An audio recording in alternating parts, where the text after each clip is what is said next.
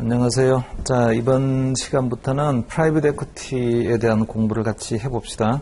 그 앞에 주제로 헤지 펀드를 공부를 했는데, 헤지 펀드도 그 프라이빗 에퀴티 펀드 사모 펀드의 한 종류입니다. 크게 이제 분류를 하게 되면 프라이빗 에퀴티 펀드가 제일 큰 카테고리에 들어오고, 그 프라이빗 에퀴티 펀드 중에서도 보면 이제 헤지 펀드라는 좀 독특한 성격을 가지고 있는 그런 펀드를 하나의 큰 또 카테고리로 띄어낼 수가 있고, 그 다음에 또, 여기서는 이제 별도로 구분을 하고 있지만, 프라이빗 에퀴티 펀드는 사실은 프라이빗 에퀴티 펀드 범위 내에 헤지 펀드가 들어올 수 있는 거예요. 근데 헤지 펀드는 기본적으로 주로 이제 그 쓰고 있는 투자의 대상물에 해당되는 게 자본시장에 주로 거래되고 있는 유가증권이나 또는 선물이나 이런 자본시장에서 거래되고 있는 상품들을 주로 대상으로 하거나 또는 통화나 커머디티 이런 걸 대상으로 합니다. 그래서 좀 액티브하게 트레이딩 되는 자산들을 대상으로 하다 보니까 전략 자체도 보면은 굉장히 액티브한 전략들이죠, 헤지 펀드가. 독자적인 어떤 영역을 구축하고 있습니다, 헤지 펀드는. 이제 프라이빗 에퀴티 펀드, 그 사모 펀드는 헤지 펀드하고 이제 구분해서 말을 할 때, 프라이빗 에퀴티 펀드는, 원래 이제 사모 펀드의 모태가 그 바이아웃 펀드로 기업을 인수를 해서, 그 기업을 조금 가치를 높인 다음에 되팔아서 차익을 얻는 그런 펀드가 이제 프라이빗 에퀴티 펀드의 모태였는데, 지금 우리가 레벨 1에서 공부하고자 하는 요 프라이빗 에퀴티도, 기본적으로는 다루고 있는 게 모태에 해당되는 바이아웃 펀드를 다룹니다. 근데 이제 바이아웃 펀드라고 하면 대부분 이제 이미 기업이 설립이 된 이후에 충분히 영업이 일어나고 있는 그런 상태의 기업을 우리가 테이크오버, 인수해가지고 그걸 갖다가 운영의 효율성이라든지 또는 구조조정을 통해서 기업 가치를 제고한 다음에 다시 그 기업을 되팔거나 또는 재상장을 하거나 이렇게 해서 좀 수익을 얻자, 이렇게 장기간 투자하는 게 이제 그 바이아웃 펀드인데, 그 바이아웃 펀드가 대상하고 있는 기업이 조금 기업이 설립된 이후에 어느 정도 시간이 지난 이후에 기업을 대상으로 하는 거라면 아주 초기부터 할 수도 있죠. 이제 처음에 이제 태동하고 있는 그런 기업, 아직까지 상장이 되려면 한참 멀었어요. 그런 기업들이 벤처 캐피탈인데, 벤처 캐피탈에 투자할 수도 있습니다, 사모 펀드로서. 근데 이제 또 벤처 캐피탈은 그 나름대로의 또 독특한 영역을 구축하고 있어서, 사모 펀드가 벤처 캐피탈에 투자를 하니까 벤처 캐피탈에 투자하는 것도 사모 펀드예요, 이렇게 말을 해야 되는데, 벤처 캐피탈 투자하는 거는 또 따로 또 띄어내어서 벤처 캐피탈만 투자하는 벤처 캐피탈 이름 딱 이렇게 붙여가지고 이렇게 구분하기도 합니다. 그래서 영역이요, 사실은 중요한 건 아니지만 영역이 좀 이렇게 보는 관점에 따라서는 마치 이게 서로 다른 것처럼 벤처 캐피탈 다르고 사모펀드 다르고 헤지펀드 다르고 이렇게 좀 표현할 수 있지만, 궁극적으로 보게 되면 사실은요 다 같은 프라이빗 에퀴티 펀드, 사모펀드 영역에 일단은 들어오는 거고요. 우리 CAI에서 토픽 5에서 하고자 하는 프라이빗 에퀴티는 그 중에서도 아직까지 상장되지 않은 기업을 대상으로 우리가 투자를 하는 그런 펀드를 지금 공부를 하고자 합니다. 자, 생각을 해볼게요. 상장되지 않은 기업에 투자한다고 하면 돈이 얼마나 있어야 될까요? 아직 비상장이에요.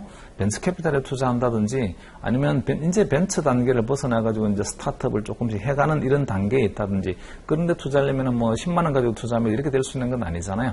그런 거 투자하려면 굉장히 많은 돈이 있어야 되는데, 그 많은 돈을 혼자 살 수는 없고 굉장히 많은 여러 사람들이 이제 돈을 갖다가 같이 자금을 출연을 해서 하나의 펀드를 구성해서 할 거예요.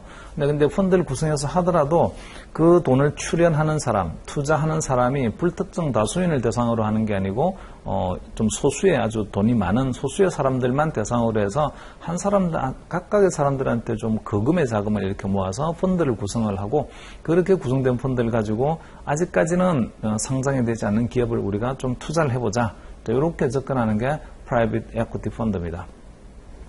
자, 공모 형태는 아니에요. 여기 프라이빗 에퀴티는 비중으로 본다면 출재 비중이 한 11%에서 17% 정도의 범위에서 나옵니다. 문항의 숫자가 200문제니까 맥시멈 17%까지 만약에 나온다 이러면 34문제가 나올 수가 있겠죠. 그럼 평균적으로 보면 한 20문제에서 25문제 이런 정도 나올 걸로 예상이 되고요. 헤지펀드는 비중이 높으니까 헤지펀드는 진짜 많이 나와요. 근데 이제 그것보다는 숫자 면에서는 좀 작게 나옵니다. 프라이빗 에퀴티 펀드가. 그리고 다루어야 될 챕터도 딱 3개밖에 없으니까 챕터도 되게 작습니다. 그리고 대단히 암기력을 요구합니다. 근데 그렇다고 해서 암기력을 요구한다고 해서 굉장히 많은 내용들을 갖다가 무슨 조문 외우듯이 외워야 되는 거냐. 사실은 그런 건 아니니까 투자의 컨셉을 좀 잘 알고 있다라고 하면 무리 없이 쫓아올 수 있는 그런 내용들입니다. 그래서 그 맥락 자체는 어렵지가 않고요. 투자의 맥락은. 근데 가끔씩 생소한 용어들이 한두 개씩 튀어나오는 정도만 잘 외워놓으면 시험 준비하는 목적으로는 전혀 부족함이 없습니다. 주제 자체는 되게 소프트해요. 어려운 거 거의 없습니다. 그러니까 전략적으로 최대 34문제까지 나올 수 있는데 최소한 한 25문제 정도는 나올 거다 이렇게 예상을 하고 그 문제만큼은요 다 맞추자 이렇게 한번 접근을 해봅시다. 프라이빗 에퀴티 쪽은.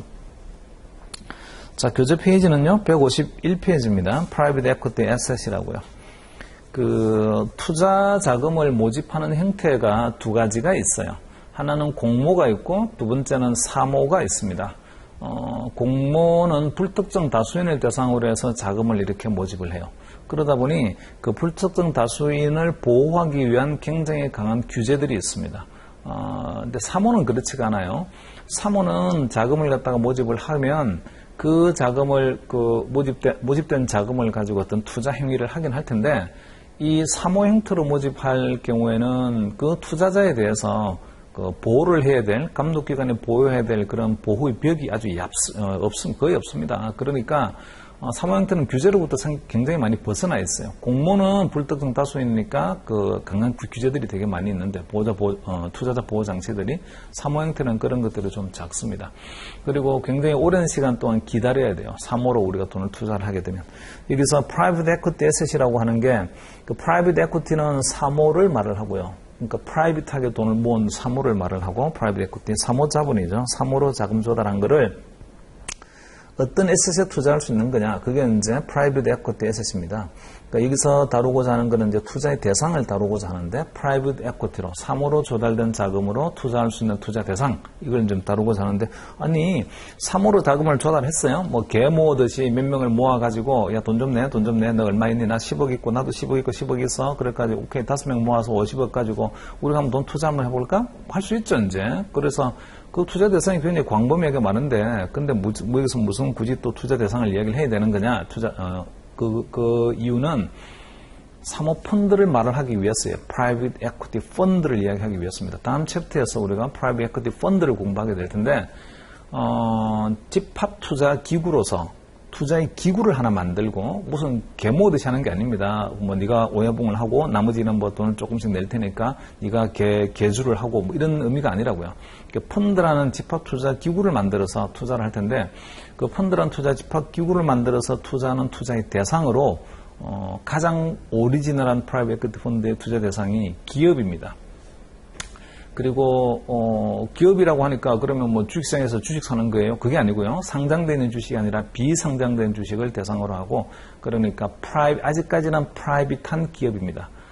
상장이 되어 있지 않는 기업이에요. 그래서 프라이빗 컴퍼니를 우리가 투자하기 위해서 프라이빗하게 자금을 모은 게 프라이빗 에퀴티예요.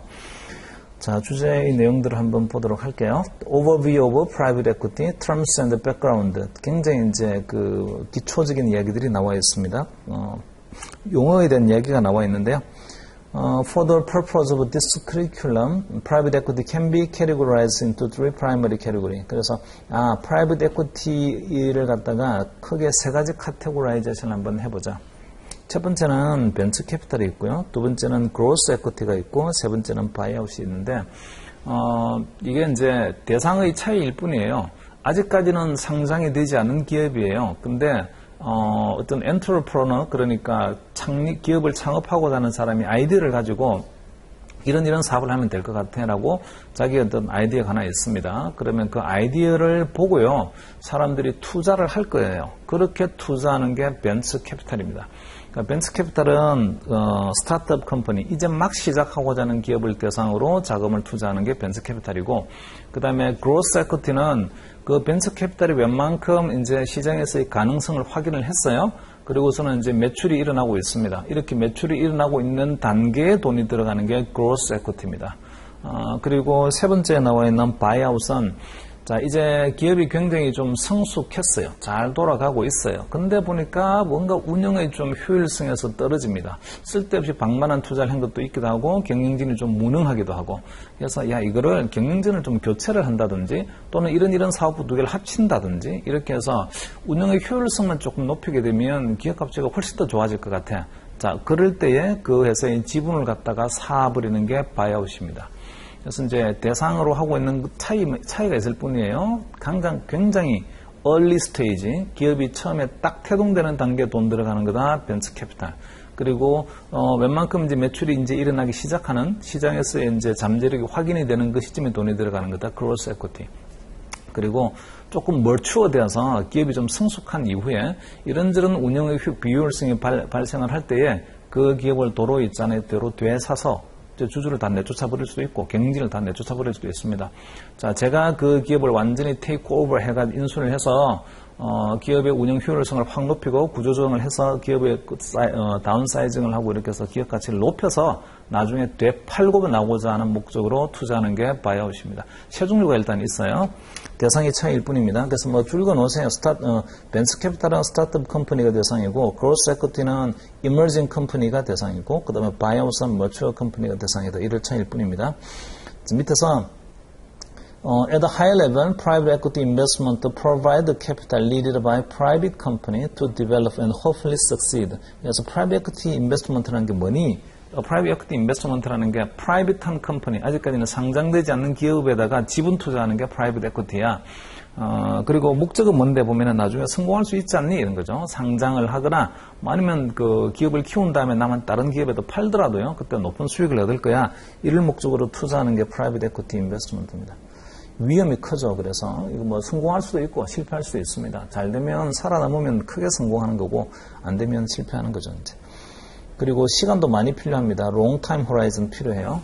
그리고 여기 나와 있는 것처럼 이게 계속해서 그 뒤에도 비유를 할 텐데, 보면 그 옵션처럼 비유를 해요. 이런 류의 프라이빗 에쿼티에 투자하는 게 마치 콜옵션을 가지고 있는 것 같다. 이렇게 이제 말할 수 있습니다. 자, 콜옵션 한번 볼게요. 콜옵션이라는 게 어떤 여기 기초자산이 X축에 있고요. 그리고 거기에 대한 행사 가격이라는 게 있죠. 행사 가격을 X라고 합시다. 이 기초자산의 가격이 요 행사 가격보다 올라가게 되면, 그러면 올라간 만큼 내가 페이오프를 받을 거야.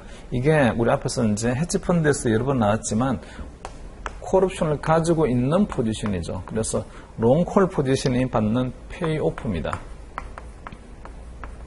페이오프는 뭐 당첨금과 같은 거라고 말씀을 드렸어요. 그래서 전혀 당첨금을 하나도 못 받거나 또는 플러스를 받거나, 이렇게 그 페이오프의 그림은 이런 그림이 되죠. 이제 당첨금 하나도 못 받거나 또는요, 이렇게 뭐 플러스만큼의 가치를 받거나, 이게 페이오프입니다. 자, 이 그림은 사실 언제 이런 결과가 발생이 되는 거냐면, 이렇게 이제 타임 호라이즌 한번 그려보면은요, t equal 0예요. t equal 라지 t인데, t equal 0 시점이 현재예요. 자, 그 다음에 이 라지 t 씀이 콜옵션의 옵션의 만기입니다. 이 그림은 언제, 이 노란색의 그림은 언제 있잖아요, 실현이 되는 그러냐면, 이 옵션의 만기 시점에서 실현이 되는 거예요. 그 옵션의 만기 시점에서 어떤 기초자산의 가격이 지정된 가격보다 올라가 있으면 올라간 만큼 제가 돈을 받는 거고, 만약에 이거보다 밑으로 내려가 있으면요, 제가 받을 게 하나도 없어요. 이게 이제 콜옵션의 그림이에요. 그러면 현재 시점에서 보게 되면 이와 같은 콜옵션, 이와 같은 당첨금의 구조를 가지고 있는 거를 우리는 사야 되는데, 마치 복권 사듯이 사야 되는 거예요. 로또 사듯이. 그러면 돈이 지불이 되죠. 그래서 현재 시점에서는 뭐가 내야 되냐면 옵션 프리미엄이 나가야 됩니다. 옵션 프리미엄이 나가야 돼요. 그러면 나중에 이때 옵션의 만기가 되게 되면 0의 값이 나오거나 또는 플러스 값이 나오거나 이렇게 될 거예요. 자, 이게 페이오프의 그림이었고 손익의 그림을 그려보세요. 이렇게 하게 되면 이거는 당첨금이고 로또 샀는데 당첨금 빵원이에요? 아니면 당첨금 얼마를 받았어요? 이렇게 되는 거. 그러면 이익이 얼마가 난 거니? 이건 처음에 냈던 로또 프리미엄, 로또 샀던 그 로또 비용을 빼야죠. 프리미엄 빼야 됩니다. 자, 그래서 손익의 그림은요. 여기 노란색의 그림을 프리미엄만큼 밑으로 딱 끄집어 내리면 될 거예요. 이런 모양이 될 텐데.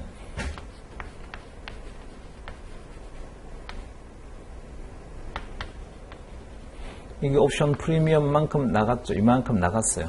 근데 나중에 이제 잘 되어서 성공을 하게 되면 굉장히 많은 이익을 얻을 수도 있겠습니다. 그래서 뭐 이렇게 볼 수 있네요. 요즘 이제 손익분기점인데 BEP인데 이 브레이크이븐 포인트를 넘어서게 되면 나는 이익이 나와요. 근데 브레이크이븐 포인트를 넘어서지 못하게 되면 어쨌든요 저는 손해를 보게 됩니다. 자, 이런 거하고 똑같아요. 처음에 제가 이렇게 투자를 했다고요. 근데 이게 마치 뭐처럼 생각하면 되는 거냐면 private equity investment죠. 투자했어요. 벤처 캐피탈에 투자했다 이런 거죠. 투자 금액이 나갔는데 나중에 제대로 성공했어요. 그 성공하게 되면 그러면 제가 굉장히 많은 돈을 벌 수 있습니다. 근데 실패하게 되면 잃는 금액은 제 투자 금액만큼 잃게 돼요. 그래서 우리가 지금 하고 하자는 프라이빗 에쿼티 인베스트먼트를 마치 있잖아요. 뭐처럼 비교하는 거냐면 이거 콜옵션 가지고 있는 거와 사실은 같잖니 이렇게 지금 이야기를 하고 있어요. 그리고 아직까지는 뭐 제도로 있잖아요. 가치를 인정받을 수만큼 그만큼 성장하지 못했어요. 현재 위치는 겨우 출발하는 단계입니다. 현재 시점에서는 겨우 이쯤의 가치를 가지고 있어요. 아이디어만 가지고서는 이제 조그만 시제품 하나 만들어보고 이런 시간이라고요. 근데 조금 시간이 지나면서 점점점 이 기초자산이 곧 기업의 가치하고 같은 건데 이 기업의 가치가 점점 이제 증가해서 일정한 범위를 딱 벗어나게 되면 저는 당첨금을 받게 됩니다. 근데 이 당첨금하고 내가 최초 투자 금액하고 차이를 구하게 되면 그러면 제가 이만큼의 이익이 났군 이렇게 비교할 수가 있겠죠. 그래서 자, 이거는 프라이빗 에쿼티 인베스트먼트는 콜옵션을 들고 있는 거 같은데 이게 아직까지는 당첨금의 범위로 안 들어선 거예요. 이걸 넘어서야만 당첨금의 범위를 들어서게 되죠. 그러니까 아직까지는 당첨금의 영역으로 안 들어갔습니다. 그래서 당첨금의 영역으로 안 들어간 거를 out of the money 옵션이라고 하니까 제가 지금 들고 있는 거는요, long out of the money 콜 옵션 들고 있는 거와 같다. 프라이빗 에쿼티 인베스트먼트 한 거는 이렇게 설명할 수 있어요. 자, 밑에 메자닌데이시란 말이 나옵니다. 메자닌데이 is a hybrid investment with both debt and equity-like feature. 그 하이브리드가 짬뽕이잖아요. 자동차가 하이브리드가 지금 전기 자동차하고 그다음 휘발유하고 두 개를 동시에 쓰는 게 이제 하이브리드 자동차가 많이 있긴 있지만 자, 우리가 자금을 조달을 하면 요 그림을 밸런스 시트라고 합시다. 재무상태표요. 밸런스 시트에 보면 자금 조달하는 거는 오른쪽의 영역이죠. 여기 채권이 있고요. 대시 있는데. 그 다음에 여기는 에쿼티가 있어요. 자본이 있고요. 이건 이제 타인 자본, 자기 자본 이렇게 말을 하죠. 이렇게 자본을 조달해서 여기다가 우리가 에셋, 투자를 합니다. 이게 이제 투자하는 게 여기서는 프라이빗한 에셋이죠. 프라이빗 컴퍼니에 우리가 투자를 할 거라고요. 프라이빗 컴퍼니에 투자를 할 텐데 그러려면 자금을 부채로 자금을 조달하든 아니면 자기 지분으로 자금을 조달하든 조달을 해야 됩니다. 자, 이 에셋이 우리가 프라이빗 에쿼티 에셋이에요. 3호로 자금 조달해서 투자하고 있는 자산들입니다. 근데 이게 뭐냐 하면 대부분요 아직까지는 상장되지 않은 프라이빗 컴퍼니예요. 비상장 기업들에 우리가 주로 투자를 하겠습니다. 프라이빗 컴퍼니. 자, 이 프라이빗 컴퍼니에 투자를 하려고 하게 되면 돈을 조달을 해야 돼요. 부채로 조달하든 에쿼티를 조달하든 조달해야 됩니다. 대부분의 이 3호로 조달되는 자금이 에쿼티 같은 경우는요 한 10에서 20%고 나머지 80에서 90%까지는 부채로 자금을 조달합니다. 그러니까 굉장히 강한 레버리지죠. 투자자들은 이만큼만 돈만 내면 돼요. 그리고 아주 강한 레버리지 차입금을 끌어들여가지고 이 기업들을 삽니다. 자, 여기서 부채가 종류가 두 가지가 있는데 이 뎨의 종류 두 가지가 있어요. 시니어 뎨이 있고요. 선순위입니다. 선순위. 혹시나 나중에 이제 이 투자한 거와 간 결과물에 대한 청산을 할 때에 선순위는 누가 가지고 있냐면 요 위에가 선순위 가지고 있어요. 그래서 순위로 본다면 위에서부터 밑으로 내려오게 되어 있습니다. 이게 시니어 뎨 들고 있는 사람이 이 왼쪽 자산에 대한 우선적 청구권을 가지고 있고, 그 다음에 에퀴티는 맨 마지막 청구권을 가지고 있어요. 근데 중간에 보면 하나가 더 있는데, 여기요. 후순위가 있습니다. 서버디니트. 후순위 채권이 있어요. 그러니까 이건 위에 있는 거는 시니어 뎨 선순위 채권이고, 선순위 채권보다는 후순위가 항상 미치죠, 이제. 선순위가 먼저 청구권을 가지고 있고, 후순위는요, 나중에 청구권을 가지고 있습니다.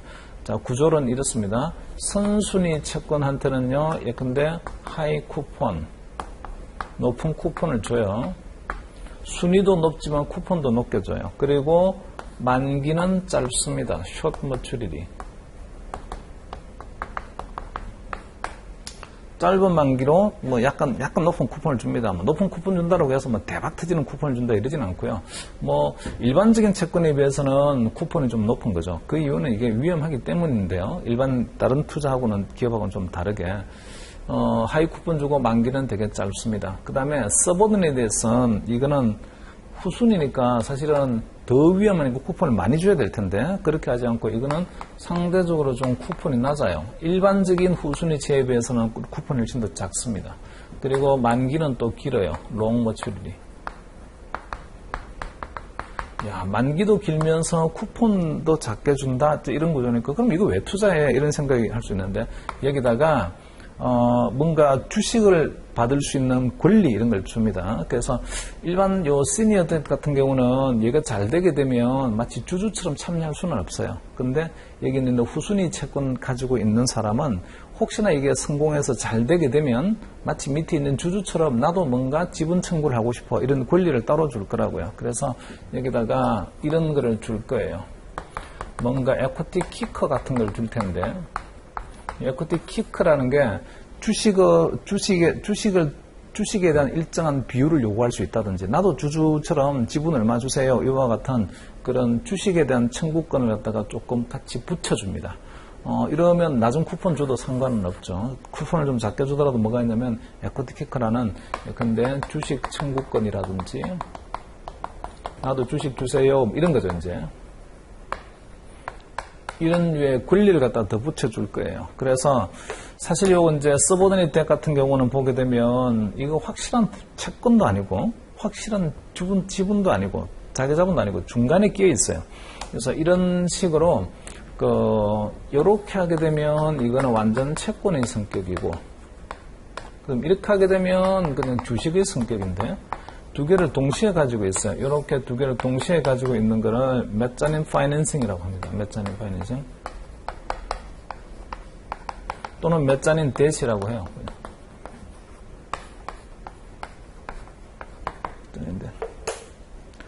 자, 그래서 여기 메자닌 뎨이라고 나와 있는 게 자금 조달하는 방법을 잠깐 설명을 한 거예요. 프라이빗 에쿼티 펀드에 에쿼티에 이런 프라이빗 컴퍼니에 투자하기 위해서 이렇게 오른쪽에서 자금을 조달해야 되는데 조달되는 자금에 실제로 있잖아요. 투자자가 내는 거, 실제 투자자가 내는 거는 에쿼티만큼만 딱 냅니다. 10에서 20 정도만 내요. 그리고 나머지는 외부에서 차입해서 자금을 조달하는데 그게 중간에 있잖아요. 후순위 금융으로 뭔가를 갖다가 끼웁니다. 마치 주식의 성격도 같이 가지고 있는 이런 거를 메자닌 뎨이라고 해요. 네 번째 줄에 보게 되면 typical mezzanine debt represent an intermediate term bond with option for equity participation. 그러니까 지분 청구할 수 있는 그런 권리 이런 게 같이 붙어 있는 채권입니다. 에쿼티 지분으로 주식 지분을 청구할 수 있는 권리를 에쿼티 키크라고도 해요. 자, 그리고 다음 페이지를 넘어가셔서 distressed debt이 있네요. distressed debt은 부실 채권인데 distressed debt is an investment in the debt of companies who have defaulted on interest and principal payment may be near default or heading toward bankruptcy. 그러니까 이미 파산을 부도가 났거나 또는 거의 뭐 파산 절차에 들어가고 있는 그런 기업들의 채권을 디스트레스 뎃이라고 해요. 그러니까 우리말로 그냥 부실 채권 이렇게 생각하면 됩니다. 그리고 거기 세 번째 문장 오른쪽 끝에요. Investment returns are heavily driven by factors unique to the entity, such as creditor negotiations, rather than the performance of the broad market. 이 회사가 이미 부실화되어서 거의 뭐 파산의 절차에 들어가 있어요. 그러니까 시장이 좋아진다고 해서 뭐 살아나거나 이럴 일이 거의 없습니다. 자, 그러니까 채권의 가치는 대단히 낮게 거래되고 있을 거예요. 자, 이런데 투자를 하자고요? 근데 왜 투자하는 거예요? 이런 거죠. 왜? 그렇게 다 망할 것 같은 채권에다가 왜 투자합니까? 그 이유는 그 채권의 액면가가 예를 들어서 뭐 100만 원이라고 합시다. 근데 시장에서 실제로 거래되기로는 10만 원도 안 되게 거래되고 있는 거예요. 거의 뭐 파산했으니까. 아주 헐값에 샀어요. 이거를. 그리고, 이제 노리고자 하는 거는 아주 헐값에 채권을 산 다음에 이미 파산 절차를 들어간다면서요. 그 파산을 하게 되면 청구권의 순위가 누구한테 주는 거 먼저 오는 거냐면 채권자한테 먼저 오게 되는 거죠. 그래서 나는 채권자로서의 권리를 가지고 있어요. 지금 채권을 들고 있으니까 그 살 때는 채권을 10만 원밖에 안 주고 샀지만 나중에 기업을 청산해서 청산하는 과정에 제가 10만 원이 아닌 20만 원 가치만큼의 청산을 받게 되면 저는 10만 원 투자하고 뭐 10만 원을 더 붙여가지고 20만 원을 받는 구조가 되니까 훨씬 더 수익이 나올 수 있는 거죠. 그래서 자 이게 뭐 시장이 좋아진다라고 해서 이 부실 채권을 들고 있으면 내가 수익이 좋겠습니다. 이럴 가능성은 별로 없고 그 credit negotiation 그러니까 내가 얼마만큼을 지분 청구를 할 수 있는 거니 그 기업에 파산했는데 내가 얼마만큼 권리 행사해가지고 청구할 수 있는 거니 그 청구할 수 있는 그런 권리에 따라서 수익이 결정이 되게 됩니다. 그래서 뭐 기본적으로 이제 디스트레스 뎃에 투자를 하게 되면 강력한 그 의결권이라든지 또는 강력한 본인이 그 의사결정할 수 있는 주장할 수 있는 권리를 갖다가 피력을 해서 자기의 지분을 갖다가 많이 확보하고자 하는 거죠. 디스트레스 뎃 투자하는 게.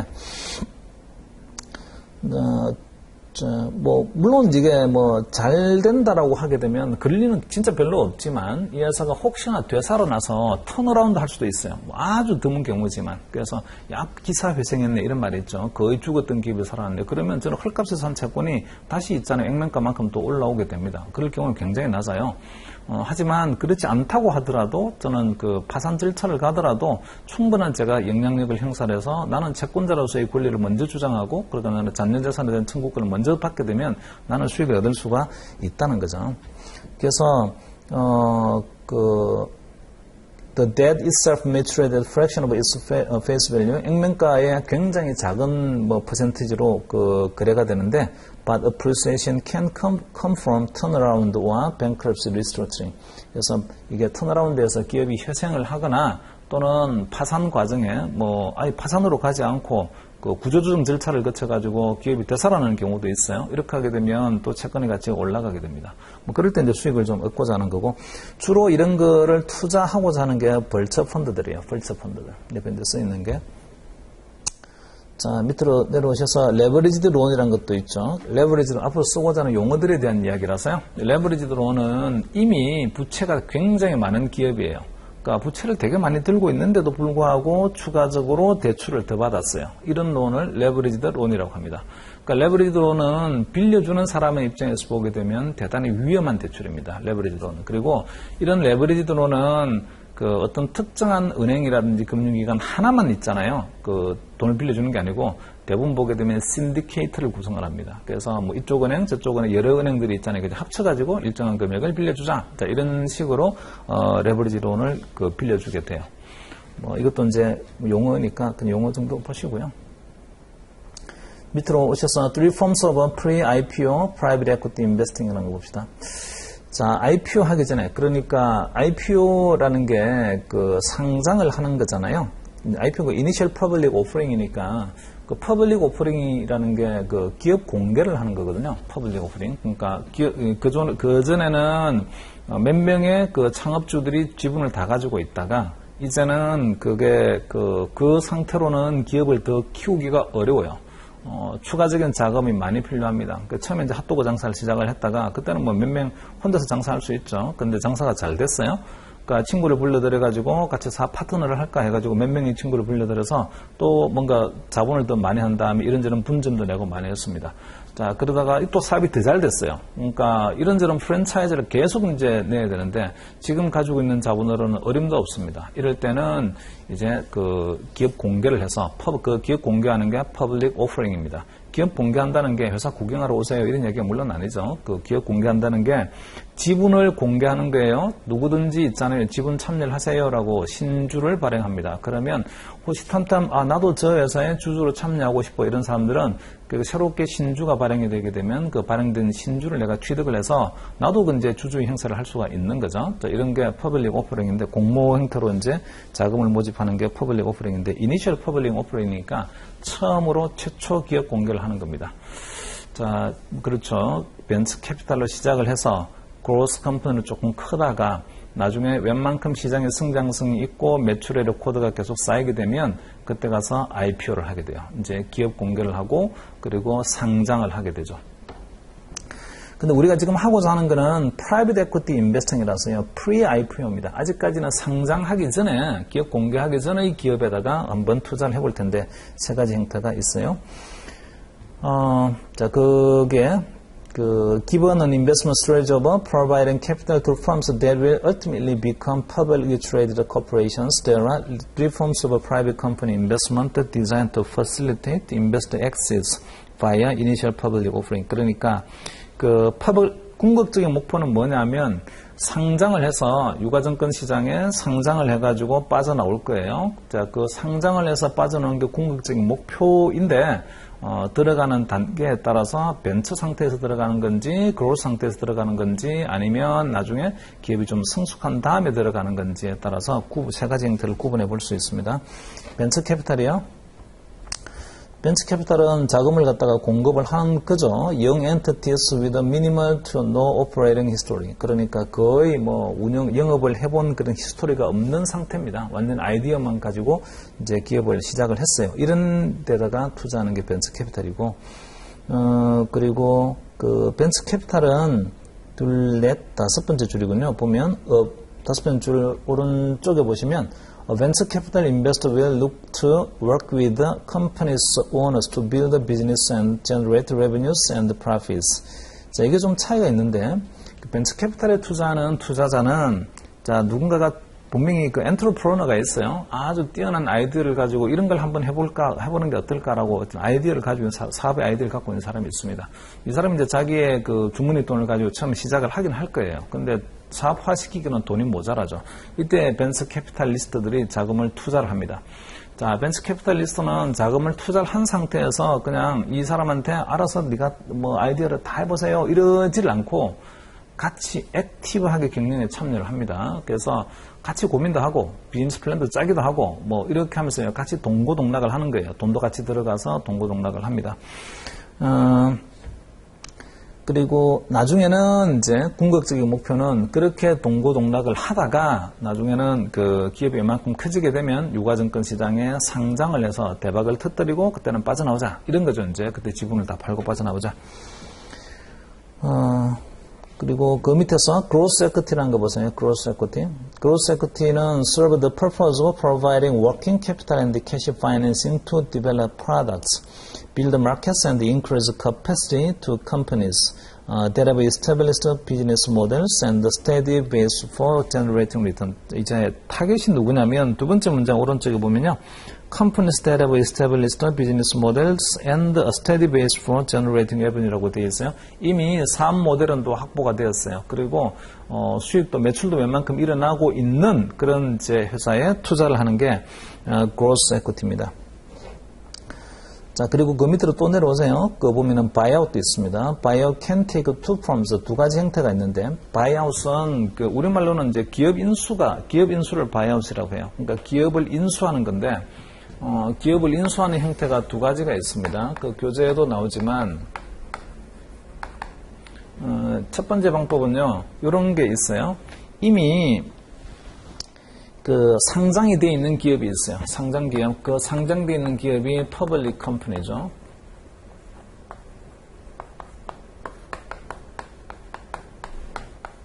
유가증권 시장에 상장이 되어 있는 기업을 테이크합니다. 테이크오버하면 사요.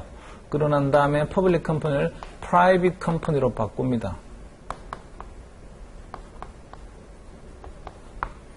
자, 이게 뭘로 어떻게 바꾸는가 이렇게 생각할 수 있는데, 여기에 어떤 기업이요, 상장이 되려고 하게 되면 상장 요건이 있어요.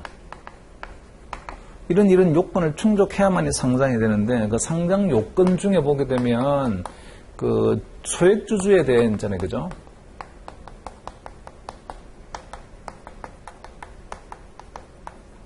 분산 요건이 있어요. 그러니까, 어떤 일정한 몇 명이 안 되는 패밀리 한 5명 또는 일가 친척 10명 이런 사람들이 기업을 다 소유하고 있어. 그 사람들이 이제 다 주주야. 나머지 주주는 없어. 이런 기업들은 상장 요건이 성립이 안 됩니다. 그래서 일정한 수만큼의 소액 주주가 있어야 돼요. 그러니까 소액으로 굉장히 많은 사람들이 이 주식을 가지고 있는 거야. 이런 기업만이 상장이 됩니다. 근데 프라이빗 에퀴티 펀드가 이런 퍼블릭 컴퍼니의 주식을 갖다가 다 사버렸어요. 몽땅 다 사버리게 되면 이제는 기업의 소유자가 여러 명한테 분산되어 있는 게 아니고 특정한 몇 명이 가지고 있게 되는 거죠. 자동으로 상장 요건이 충족이 안 됩니다. 상장 요건이 충족이 안 되면서 상장 기업에서 이제 떨어져 나오는 거죠. 비상장 기업으로 바뀌었어요. 그리고 비상장 기업 한 다음에 또다시 이제 뭐 할 거냐면요. 이제는 다시 재상장을 하고자 해요. 언제 재상장을 할 거냐면 요 프라이빗한 상태로 바꾸게 되면 좋은 점이 여러 가지 있어요. 상장 기업은요 여러 가지 감사도 받아야 되고 되게 규제가 되게 많습니다. 비상장하면 규제가 되게 낮아요. 그러니까 이런 상태에서 내가 기업을 구조를 바꿉니다. 바꾼 다음에 기업의 가치를 충분히 올려서 다시 재상장하자. 이렇게 하고자 하는 게 이제 하나의 방법이 될 수가 있고, 그 다음에 두 번째는 아예 이제 그 씨를 뿌리고 있는 단계에 해당되는 프라이빗한 컴퍼니가 있어요. 이 프라이빗한 컴퍼니를 여기다 돈 투자해가지고 나중에 퍼블릭 컴퍼니로 상장합시다. 이런 거죠. 이런 방법도 있습니다. 그러니까 지금 이제 우리가 하고자 하는 게 이 두 번째 방법 이야기하고자 해요. 두 번째 방법. 프라이빗한 컴퍼니에 투자하자. 그리고 퍼블릭 컴퍼니로 바꾸자. 상장을 통해서.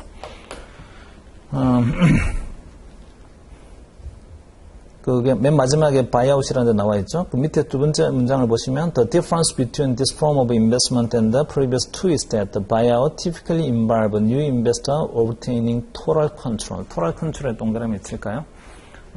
전체 지분을 갖다가 다 삽니다. 그래서 전체 지분을 다 사게 되면 그 경영 의결권이 있잖아요. 제가 다 가지고 있게 되고 기업을 제 마음대로 이렇게 좀 할 수가 있죠. 제가 원하는 방향으로 가져갈 수 있어요. 153페이지에 보시면 그 피규어 1에 distinctions between venture capital, growth equity and buyout 세 가지 종류에 대해서 프라이빗하게 우리가 프라이빗 컴퍼니에 투자하는 대상으로 venture capital, growth equity, 그 다음에 buyout 세 가지가 있는데 각각에 대한 구분이 되어 있습니다. 거기 좀 유심히 보실 게 인베스트먼트 리스크요, 투자 위험. 당연히 벤처 캐피탈이 초기 단계에 들어가니까 제일 위험합니다. 그래서 그 very high, 굉장히 높은 위험을 가지고 있고, 그 다음에 인베스터 컨트롤도 보시게 되면 벤처 캐피탈은 동고동락하는 거라고 했잖아요. 먼저 아이디어를 가지고 있는 사람이 돈 별로 없어요. 나는 돈이 많아요. 같이 들어가서 같이 한번 동고동락하자. 그러니까 팀 어프로치를 하는 반면에 바이아웃은 완전히 있잖아요. 이 기업을 이 프라이빗 에퀴티 펀드가 아예 기업의 지배력을 다 가지게 됩니다. 그래서 바이어가 전체 컨트롤을 가지고 있다. 이게 좀 차이가 있고, 물론 그로스 에퀴티는 제가 일정한 지분만 그게 참여하는 거라서 그로스 에퀴티는 거기에 대해서 내가 기업 자체를 내 마음대로 통제할 수 있다. 이렇게 되지는 않습니다. 그리고 벤처 캐피탈로 먼저 이제 하나씩 내려가 보도록 할까요? 구체적으로 이제 하나씩 나오고 있는데, 캐피탈리스트 앤드 오퍼튜니티스트에서 거기 중간쯤에 가시게 되면 둘레 6번째, 7번째 줄쯤 되겠네요. The venture capitalist who will take an active role in management. 벤처 캐피탈리스트는 돈만 투자하고 가만히 있는다 이러지 않고 동고동락합니다. 굉장히 액티브 롤을 해요. 경영에서. will provide financing and will often perform other functions such as setting goals, creating incentive plan, 하여튼 일반적인 경영자가 해야 될 일도 얘들도 다 하는 거예요. 이제 자금도 조달해주고. 그리고 모르겠어요. 여러분 들으시는 분들 중에 그런 분이 꼭 나오기를 바랍니다. 벤처 캐피탈처럼 이렇게 사업을 하셔가지고 굉장히 돈 많은 성공한 사업가가 되시기를 바라요. 그렇게 하는 게 사실은 모르겠어요. 뭐 CAI 공부하지 말은 못하겠고, 그냥 뭐 자격증 따가지고 우리가 그냥 직장 생활 합시다. 이렇게 하는 게 안정적으로 뭐 다닐 수는 있다. 요즘 뭐 안정적인 거 사실은 없어요. 언제까지 안정적이겠어요. 뭐 그러다가 옛날에 우스갯소리를 본 적이 있는데, TV에서 보니까 아주 젊은 사람들이 시장에서 장사를 하고 있더라고요. 그러니까 이제 뭐 번듯한 대학도 나왔어요. 근데 두 명이 이렇게 친구 두 명이서 무슨 장사를 하냐면 호떡 장사를 하는 거예요. 뭔가 호떡 같은 하여튼 이런 걸 시장 통해서 팔고 있더라고요. 근데 꽤 잘 팔려요, 그게가. 되게 유명하게. 그러니까 젊다 보니까 이런저런 아이디어를 가지고 어떻게 팔면 될까, 어떻게 만드는 게 좀 더 좋을까, 뭐, 씨앗 호떡 이런 것처럼 하여튼 그런 걸 만들고 있는 거예요. 그랬더니 이제 이 촬영하는 PD가 왜 젊으신 분으로 대기업이나 이런 데 직장에 취업하는 거는 좀 고민 안 해보셨나요?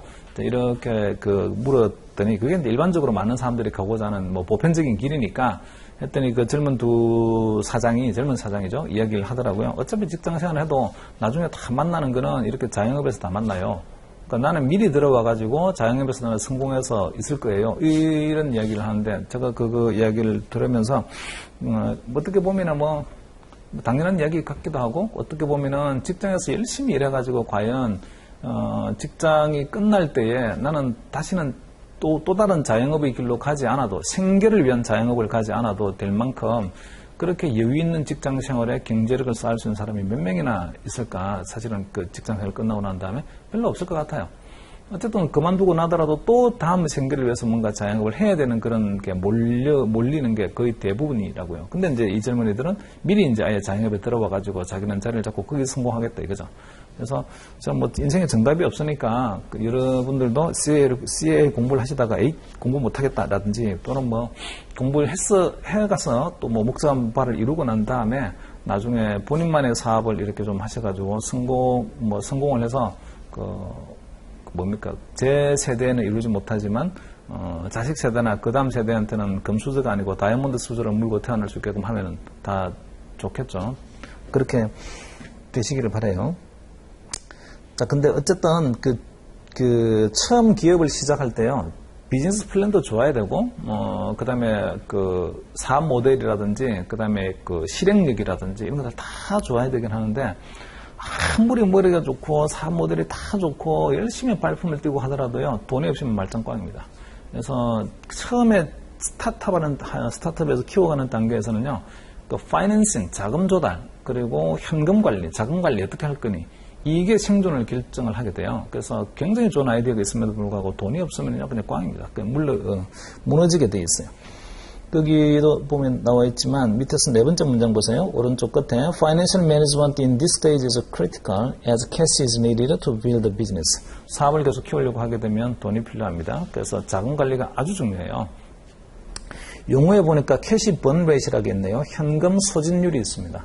이 현금 소진율은 돈이 얼마나 빨리 있잖아요. 없어지는지를 갖다가 나타내는 숫자인데 가지고 있는 돈 대비 현금 소진율 이렇게 있잖아요. 그걸 나누게 되면 지금으로부터 몇 달 뒤게 되면 돈이 다 없어지겠군. 자, 이렇게요.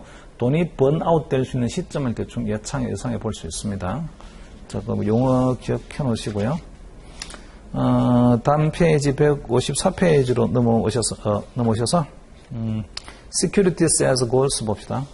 And goals.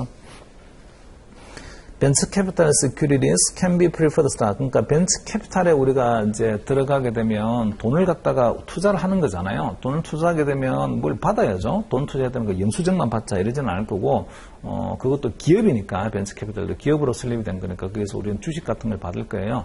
그러니까 받을 수 있는 게 preferred stock 같은 우선주도 있을 수가 있고, 그 다음에 사업주가 가지고 있던, 지가 가지고 있던 주식을 나한테 좀 줄 수도 있고, privately held 돼 있는 스탁, 자기가 개인이 들고 있던 주식을 나한테 좀 나눠줄게 이럴 수도 있고, 그 다음에 그거 외에 equity linked security 같은 주식하고 연계되어 있는 유가증권을 내가 줄게 이럴 수도 있고, 다양한 형태가 있습니다. 어쨌든 한번 들어가게 되면 이게 끝장을 보고 나와야 되니까 기간이 되게 깁니다. long time horizon이에요. 투자 호라이즌이.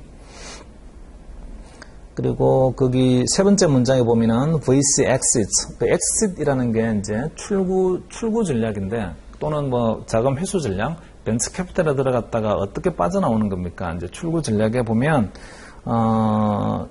public stock offering, 그 public offering 공모하는 이제 공모 행태로 상장하는 거죠. 상장을 해서 상장하게 되면 뭐 대박이 터진 거죠, 이제. 뭐, 주당 500원짜리 주식을 상장했는데 15,000원에 상장한다. 이런 뭐, 저는 500원짜리 주식 들고 있는데 15,000원에 상장이 되는 순간 뭐 엄청 대박이 터집니다. 그 상장을 하거나 또는 a sale to an acquiring firm 또 다른 회사에다가 이 회사를 갖다가 팔거나 또는 leveraged recapitalization where debt proceeds are used to pay the venture capitalist. 그 leveraged recap이라는 게 있어요. 아마 이런 뒤에도 아마 그런 이야기가 뭐 나올 텐데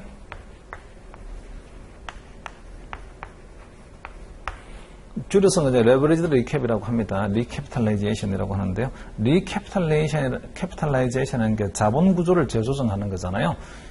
자본 구조를 재조정할 텐데 그러니까 원래 있던 자본 구조가 있어요. 원래 있던 자본 구조가 80, 20 이렇게 있다고요. 부채가 80. 그 다음에 자기 자본이 20 이런 식으로 있는데 요걸 갖다가 리캐피탈라이제이션 자본 구조를 좀 바꿀 거예요. 자본 구조를 바꾸는 게 이렇게 되면 좋겠죠. 그러니까 에퀴티가 한 40이 되고 부채는 60밖에 안 남았어. 이런 구조가 되면 좋을 텐데 근데 그게 아니고 이게 레버리지드 리캐피탈라이제이션이니까 외부에서 자금을 차입을 해와요. 그러니까 이렇게 되면요 부채가 증가됩니다. 부채가 증가. 그러니까 오히려 80대 있으면서 부채가요 90이 되고 그 다음에 얘가 있잖아요, 그죠? 한 10이 되고 이런 구조로 이제 바뀌는 거죠. 부채 구조가 좀 높아져요.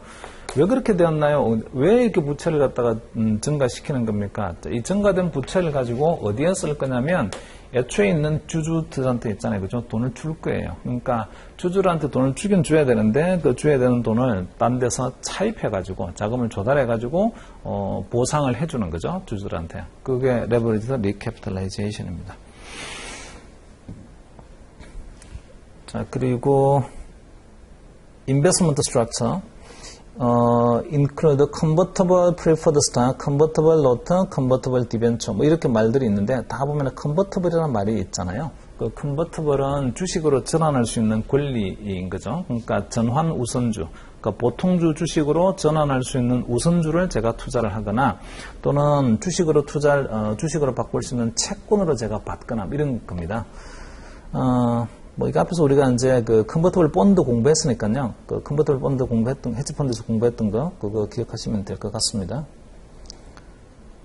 payout similarities as option, 그리고 나중에 이 수익의 구조라는 게 옵션하고 똑같은 거예요. 아까 앞에서 이야기했는데. 앞에서 이제 롱 콜옵션 들고 있는 거 같은 거예요. 프라이빗 에퀴티에 투자하는 거는 콜옵션, 특히나 아웃 오브 더 머니 콜옵션을 갖다가 가지고 있는 구조하고 같습니다라고 말씀을 드렸습니다. 그 이야기 뭐 그대로 설명이 나와 있어요. 자, 그리고 벤처 캐피탈 히스토리가 있는데 벤처 캐피탈 히스토리는 특별히 볼 것 없습니다. 시험 목적과 별 상관이 없어요.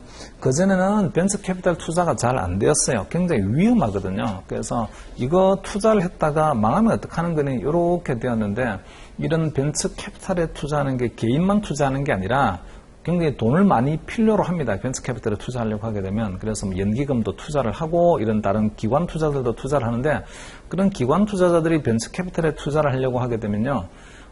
기관 투자자가 가지고 있는 돈은 누구 돈이겠습니까? 그게 창업주 돈이겠어요? 아니요. 다 고객들 돈이에요. 그러니까 고객들 돈을 가지고 투자를 할 때는 자, 이 기관 투자자들은 무슨 역할을 해야 되는 거냐면 고객들을 위해서 있잖아요. 아주 제대로 된 아주 선량한 관리자 역할을 해야 됩니다. 돈을 갖다 제대로 관리를 해야죠. 그게 이제 프루던트 룰이에요. 그 선량한 관리자 역할을 제대로 해야 된다는 게 금융기관 또는 연기금을 운용하는 사람들은. 근데 또 하나의 목표가 있는 게 이 고객 돈의 재산을 불려줘야 될 거 아니에요. 리턴을 불려줘야 된다고요. 근데 불려주려면 하이 리스크 테이킹을 해야 됩니다. 근데 리스크 테이킹을 하려고 하니까 프루던트 룰에 걸려요. 선량한 관리자의 의무를 과연 다했니? 이런 것들은 나중에 보면은 문제가 될 수 있는 소지가 되게 많으니까 벤처 캐피탈 투자가 별로 그렇게 많이 일어나고 있지 않다가 그 프루던트 룰이 조금 수정이 됩니다. 혹시나 벤처 캐피탈에 투자해서 실패를 했다고 하더라도 그 벤처 캐피탈 투자 행위 하나만을 가지고서는 우리가 뭔가 잘잘못을 가릴 게 아니라 그 벤처 캐피탈 투자는 전체 포트폴리오의 하나의 중간의 구성원으로서 역할만 하는 거라서 다른 데서 실패하게 되면 벤처 캐피탈이 성공할 수 있잖아요. 그러니까 포트폴리오 관점에서 벤처 캐피탈도 같이 이렇게 평가를 받는 거지 걔 하나만 딱 떨어져서 평가받는 건 아니다. 자, 이렇게 되니까 프루던트 룰에 대한 부담이 굉장히 많이 줄어들었습니다. 그러면서 이제 기관 투자자들이 굉장히 벤처 캐피탈로도 많이 이제 들어오고 있어요. 그게 그 히스토리에 대한 이야기입니다. 그래서 이게 특별히 뭐 시험과는 별로 관련이 없어서 그냥 한번 읽어보시면 될 것 같아요. 자, 154페이지 그 맨 밑에 스테이지 오브 파이낸싱은 조금 쉬었다가 하도록 합시다.